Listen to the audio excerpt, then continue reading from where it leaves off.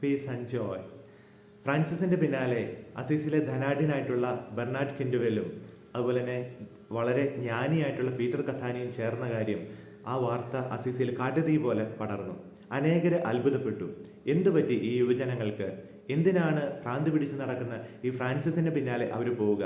വെറുതെ പോവുകയല്ല, ഉള്ളതെല്ലാം വിറ്റ് ദരിദ്രർക്ക് ദാനം ചെയ്തിട്ട് വലിയ സന്തോഷത്തോടു കൂടി എന്തോ നേടിയെന്ന രീതിയിൽ ഇവർ പോവുകയാണ്. ചിലർ അത്ഭുതത്തോടെ പറഞ്ഞു, എന്തോ ഒരു വലിയ തുടക്കം പരിശുദ്ധാത്മാവ് സഭയിൽ ആരംഭിക്കുകയാണ്. ചിലർ പറഞ്ഞു, കൂട്ടമായിട്ട് ഭ്രാന്ത് പടർന്നു പിടിക്കുന്ന പോലെ. ഭ്രാന്ത് ഒരു പകർച്ചവ്യാധിയാണെന്ന് ഇപ്പോഴാണ് മനസ്സിലാകുന്നത്. അത് ഫ്രാൻസിസിൽ നിന്ന് മറ്റൊരിലേക്ക് അത് പടർന്നുകൊണ്ടിരിക്കുകയാണ്. ഫ്രാൻസിസ് പലപ്പോഴും ഇങ്ങനെ വിളിച്ചു പറയുമായിരുന്നു, ഈ ലോകത്തിൽ ഒരു പുതിയ വിഡ്ഢിയായി തീരുന്നതിന് വേണ്ടിയിട്ടാണ് ഞാൻ വന്നിരിക്കുന്നത്. ലോകത്തിൻ്റെ ദൃഷ്ടിയിൽ ജ്ഞാനികളായിട്ട് കരുതുന്നവരെ അല്ല പലപ്പോഴും ദൈവം തിരഞ്ഞെടുക്കുക. ചിലപ്പോൾ വളരെ ഭോഷത്വവും ഭീരുത്വവും നിസ്സാരതയും ഒക്കെ ആണ് ദൈവം തിരഞ്ഞെടുക്കുക. അതുകൊണ്ട് തന്നെ ഈ ലോകത്തിൽ നിസ്സാരരായി തീരാൻ വേണ്ടി ഞങ്ങൾ തിരഞ്ഞെടുക്കപ്പെട്ടിരിക്കുകയാണ്, ഞങ്ങൾ വിളിക്കപ്പെട്ടിരിക്കുകയാണ്. ഫ്രാൻസിസിൻ്റെ ഈ വാക്കുകൾ അനേകർക്കിടയിലേക്ക് വലിയ സ്വാധീനം ചെലുത്തുന്ന ഒരു ശക്തിയായിട്ട്, ഒരു ഇൻവിറ്റേഷനായിട്ട്, വിളിയായിട്ട് മാറുകയാണ്. അത് ശ്രവിച്ചത് അടുത്തതായിട്ട് അസീസിലെ തന്നെ ഒരു ദരിദ്ര കർഷകനായിട്ടുള്ള ജൈൽസ് എന്ന യുവാവിന് ആണ്. ആ യുവാവ് ഫ്രാൻസിസിൽ ആകർഷകനായി. അദ്ദേഹം ഒരിക്കൽ ഫ്രാൻസിസിനെ തേടി പൊർസിയങ്കലയിലേക്ക് പോവുകയാണ്. പോകുന്ന വഴിക്ക് അടുത്തുള്ള ലാസർ ഭവനം, അന്നത്തെ കാലത്ത് കുഷ്ഠരോഗികളെ സംരക്ഷിക്കുന്നതിന് വേണ്ടിയിട്ട് ലാസർ ഭവനങ്ങൾ ഉണ്ടായിരുന്നു എന്ന് നമ്മൾ ആദ്യത്തെ എപ്പിസോഡുകളിലൊക്കെ നമ്മൾ കേട്ടല്ലോ. അങ്ങനെയുള്ള ഒരു ലാസർ ഭവനത്തിൽ ശുശ്രൂഷ കഴിഞ്ഞിട്ട് ഫ്രാൻസിസ് തൊട്ടടുത്തുള്ള ഒരു കുറ്റിക്കാടിലേക്ക് കയറി അവിടെ ഇരുന്ന് പ്രാർത്ഥിക്കുകയാണ്. ചെറുവനമാണ്, ചെറിയ വനം. ഇന്ന് നമുക്ക് അത് ആ പ്രദേശത്ത് കാണാനായിട്ട് സാധിക്കും. അവിടെ ഇരുന്ന് പ്രാർത്ഥിച്ചുകൊണ്ടിരിക്കുന്ന ആ ഫ്രാൻസിസ് ഒരല്പം കഴിഞ്ഞ് പുറത്തിറങ്ങിയപ്പോൾ ഇവർ രണ്ടുപേരും വഴിയരികിൽ വെച്ച് കണ്ടുമുട്ടുകയാണ്. ജയിൽ സഹോദരൻ ഫ്രാൻസിസിന് മുമ്പിൽ മുട്ടുകുത്തിയിട്ട് പറഞ്ഞു, എനിക്ക് ഞാൻ ചോദിക്കുന്നതിനുള്ള യോഗ്യതയുണ്ടോ എന്ന് അറിഞ്ഞുകൂടാ. എനിക്കും നിങ്ങളുടെ കൂടെ ചേരുവാനായിട്ട് ആഗ്രഹമുണ്ട്.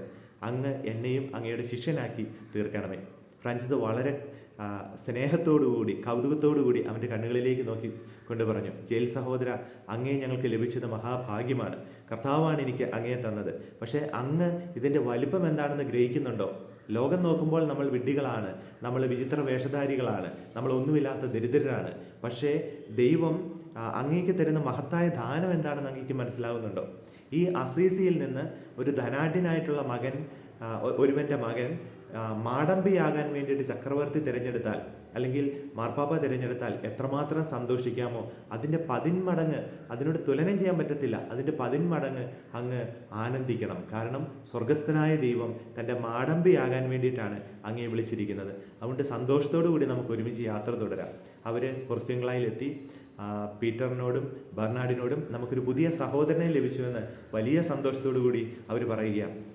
ഫ്രാൻസിസിന് വേണ്ടി ആഹാരം ഒരുക്കി കാത്തിരുന്ന അവരോട് ഫ്രാൻസിസ് പറഞ്ഞു, വരൂ, നമുക്കുള്ളത് നമുക്ക് ഒരുമിച്ച് ഭക്ഷിക്കാം. അങ്ങനെ ജയിൽ സഹോദരനോട് കൂടി അവർ ഭക്ഷണത്തിലിരിക്കുക. ആകെ ഉണ്ടായിരുന്ന കുറച്ച് ഭക്ഷണം അവർ 4 പേർക്കായിട്ട് സന്തോഷത്തോടെ കരങ്ങളിലെടുത്തുകൊണ്ട് ദൈവത്തിന് നന്ദി അർപ്പിച്ചുകൊണ്ട് അവരത് ഭക്ഷിക്കുകയാണ്. അതിനുശേഷം ഫ്രാൻസിസ് പിതാവ് പറഞ്ഞു, നാളെ മുതൽ നമുക്ക് 2 പേർ വീതം സുവിശേഷ പ്രഘോഷണത്തിനായിട്ട് പോകാം. നമ്മുടെ കർത്താവ് നമ്മളോട് അതല്ലേ പറഞ്ഞത്? ഈ 2 പേരായിട്ട് അവൻ ഐക്യമല്ലേ ചെയ്തത്? നമുക്ക് 2 ദിശകളിലേക്ക് പോയി കർത്താവിൻ്റെ സുവിശേഷവും സ്നേഹവും കരുണയും മറ്റുള്ളവരോട് പങ്കുവയ്ക്കാം. അങ്ങനെ പിറ്റേ ദിവസം മാർച്ചസ് അങ്കോണയിലേക്ക് ജയിൽ സഹോദരനോടൊപ്പം ഫ്രാൻസിസ് പോവുകയാണ്. പീറ്ററും ബെർണാദും മറ്റൊരു വഴിയെ യാത്ര തിരിച്ചു. അവർ ഏതാനും ആഴ്ചകൾ ആ അസീസി നഗരത്തിൻ്റെ ചുറ്റുപാടുകളിലും അടുത്തുള്ള ഗ്രാമങ്ങളിലേക്കും പട്ടണങ്ങളിലേക്കും ഒക്കെ പോയി ഈശോയെക്കുറിച്ച് പ്രഘോഷിക്കുകയാണ്. ചിലരവരെ കണ്ട് വിളിച്ചു പറഞ്ഞു, ഇതാ പുതിയ തരം ഭ്രാന്തുമായിട്ട് ചില ആളുകൾ എത്തിയിരിക്കുന്നു. ചിലർ പറഞ്ഞു, ഇവർ ഏതോ ഒരു പ്രത്യേകമായ ദൗത്യവുമായിട്ട് ഇറങ്ങിയിരിക്കുന്നവരാണ്. ചിലപ്പോൾ പാഷണ്ഡ മതക്കാരായിരിക്കാം, ഏതെങ്കിലും ഒരു പാഷണ്ഡതയായിരിക്കാം. ചിലർ പറഞ്ഞു, ഇവരുടെ നോട്ടം കിട്ടിയിട്ടുണ്ടെങ്കിൽ അത് നാശകരമാണ്, അതെന്തോ ശാപം കിട്ടിയൊരു വംശം പോലെയാണ്. ചിലർ പറഞ്ഞു, ഇവരുടെ അനുഗ്രഹം കിട്ടിയാൽ അത് വളരെ നല്ലതാണ്, ഇവരെ ദൈവം വളരെയധികം സ്നേഹിക്കുന്നുണ്ട്, സ്പർശിക്കുന്നുണ്ട്, അതുകൊണ്ട് നമുക്ക് ഇവരുടെ അനുഗ്രഹം വാങ്ങിക്കാം. അങ്ങനെ വിഭിന്നങ്ങളായ അനുഭവങ്ങളും അഭിപ്രായങ്ങളും അവരുടെ ജീവിതവുമായിട്ട് ബന്ധപ്പെട്ടുണ്ടായി. എങ്കിലും ഫ്രാൻസിസിനും ജയിൽ സഹോദരനും അതൊരു വലിയ ദൈവസ്നേഹത്തിൻ്റെയും വചനപ്രഘോഷണത്തിൻ്റെ അനുഭവമായിരുന്നു. അവർ പലപ്പോഴും ജയിൽ സഹോദരൻ എങ്ങനെയാണ് സംസാരിക്കേണ്ടതെന്ന് അറിഞ്ഞുകൂടായിരുന്നു. അതുകൊണ്ട് തന്നെ ഫ്രാൻസിസ് സഹോദരൻ ഈശോയെക്കുറിച്ച് പറയുമ്പോൾ, ദൈവവചനം സുവിശേഷം പ്രഘോഷിക്കുമ്പോൾ ജയിൽ സഹോദരൻ അടുത്തിരുന്ന് നിശബ്ദമായിട്ട് ഇരുന്ന് പ്രാർത്ഥിച്ചുകൊണ്ടിരിക്കും. ഇന്നത്തെ ധ്യാന രീതികളുടെയൊക്കെ ഒരു ശൈലി അവിടെ ആരംഭിക്കുകയാണ്. മധ്യസ്ഥ പ്രാർത്ഥന വഹിച്ചുകൊണ്ട് ജയിൽ സഹോദരൻ ഇരിക്കുമ്പോൾ ഫ്രാൻസിസ് പിതാവ് വളരെ ശക്തമായിട്ട് പ്രാർത്ഥിക്കുകയാണ്. അത് നമ്മൾ ഇസ്രായേൽ ജനത്തിൽ നമ്മൾ കാണുന്നുണ്ടല്ലോ. മോശയുടെ കരങ്ങൾ ഉയർന്നു നിൽക്കുമ്പോൾ ദൈവജനം വിജയിക്കുന്നതായിട്ട് നമ്മൾ കാണുന്നുണ്ട്. അതുപോലെ ജയിൽ സഹോദരൻ കരമുയർത്തി പ്രാർത്ഥിക്കുമ്പോൾ ദൈവത്തിൻ്റെ അധരമായിട്ട് പരിശുദ്ധാത്മാവ് സംസാരിക്കുന്ന ഇടമായിട്ട് ഫ്രാൻസിസിൻ്റെ നാവ് മാറുകയാണ്. അതാണ് സാഹോദര്യത്തിൻ്റെ ഒരർത്ഥം. ഇതാണ് ഫ്രട്ടേണിറ്റി ഇൻ മൈനോരിറ്റി എന്ന ഫ്രാൻസിസ്കൻ കാരിസത്തിൻ്റെ ഒരർത്ഥം.